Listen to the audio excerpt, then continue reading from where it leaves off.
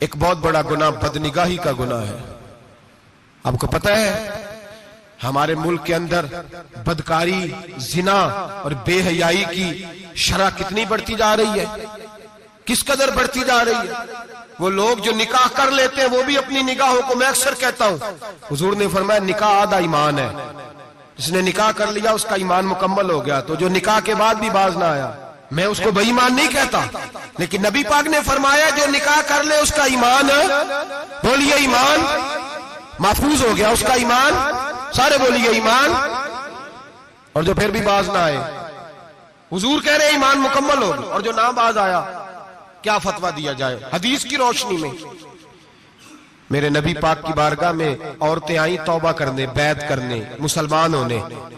تو حضور بیعت لیتے وقت فرمانے لگے میرے ساتھ وعدہ کرو، جھوٹ نہیں بولو گی، غیبت نہیں کرو گی، زنا نہیں کرو. ایک عورت بول پڑی، کہنے لگی یا رسول اللہ صلی اللہ علیہ وسلم میں مسلمان تو نہیں پر خاندانی ہوں، میرے گھر والوں کے ذہن میں بھی کبھی زنا کا خیال نہیں آیا.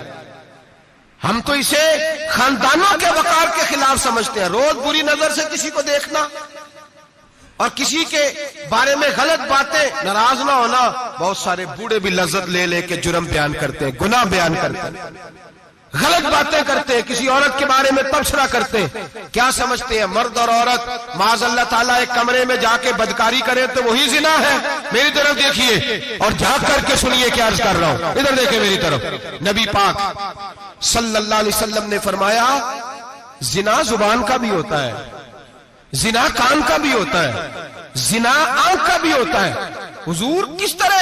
فرمایا جس نے گند دیکھا اس نے آنکھ کا زنا کیا، جس نے لذت لے کے سنا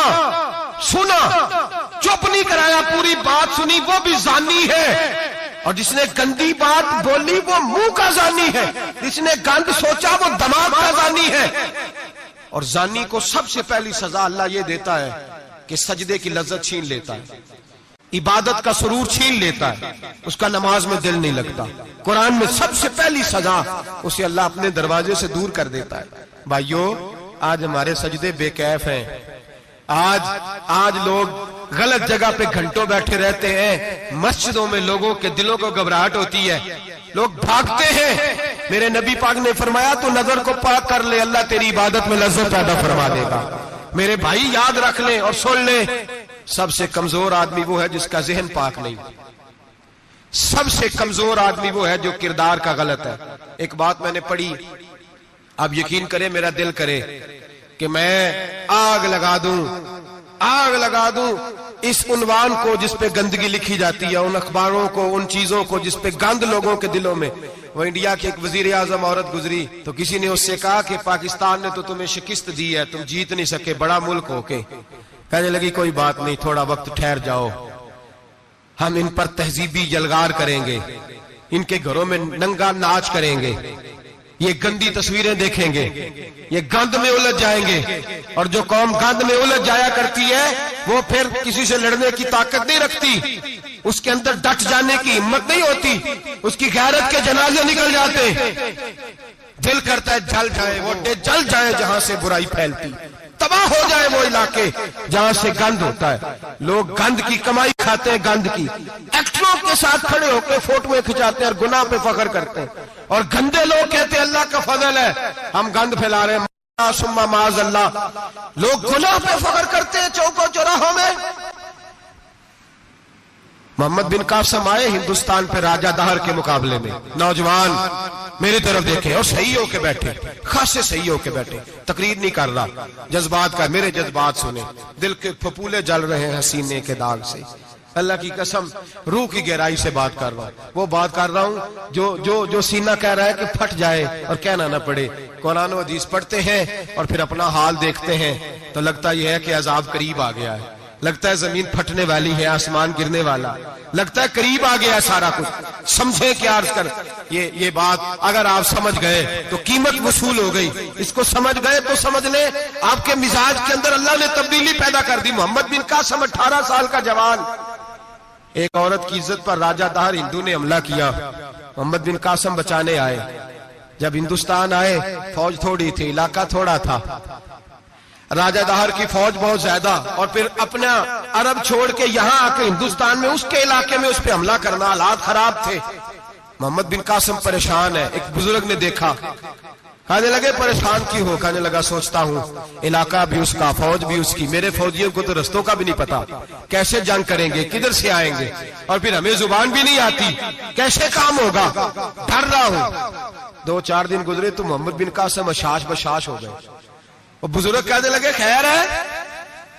بڑے مطمئن ہو گئے ہو؟ کہنے لگے بس راجہ دہر ہم سے مقابلہ نہیں کر سکتا، راجہ دہر ہمارے مقابلے میں کھڑا نہیں ہو سکتا، وہ گرا کے گرا، وہ لڑکھڑایا کے لڑکھڑایا، ریزہ ریزہ ہو جائے گا۔ آپ کو کیسے خوشخبری مل گئی؟ کہنے لگے مجھے پتا چلا ہے کہ راجہ دہر ذہن کا گندا ہے، وہ تو چچا کی بیٹی کو نہیں چھوڑتا، ماموں کی بیٹی کو نہیں چھوڑتا، خالہ کی بیٹی کو گندی نظر سے دیکھتا ہے۔ جس کا ذہن گندا ہوتا ہے وہ کسی کا مقابلہ نہیں کر سکتا، ہمیں فتح ہوگی، فتح، وہ گرے گا۔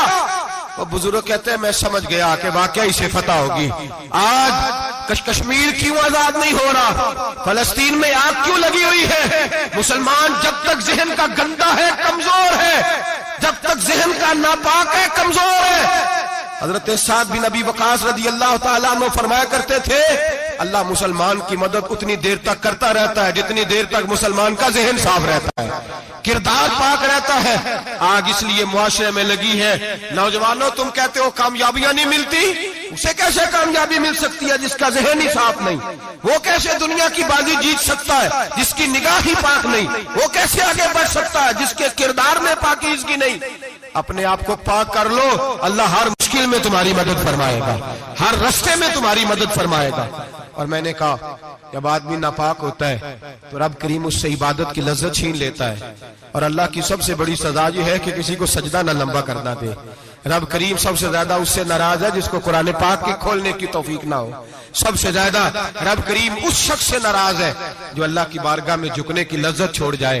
میرے نبی پاک سید عالم علیہ السلام کے صحابہ لمبی عبادتیں کرتے تھے، لمبی۔ کسی نے کہا تھا روم کے بادشاہ تھے کہ یہ مسلمان فاتح کیوں ہو جاتے ہیں؟ تو اس نے کہا میں نے مولا علی کے زمانے میں جاسوسی کرائی تھی، پتہ کیا تھا کہ ہر میدان میں کامیاب کیوں ہوتے ہیں۔ تو کہتے ہیں میں نے دیکھا یہ دن کے مجاہد ہوتے ہیں پر رات کے عابد ہوتے ہیں۔ بڑے بڑے عالم فاضل ہویا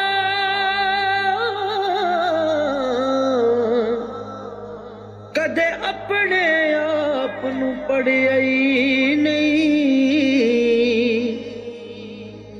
جا جا وڑدا مندر مسیتی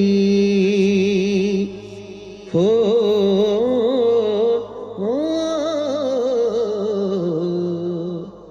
کدے من اپنے وچ وڑیا ہی نہیں۔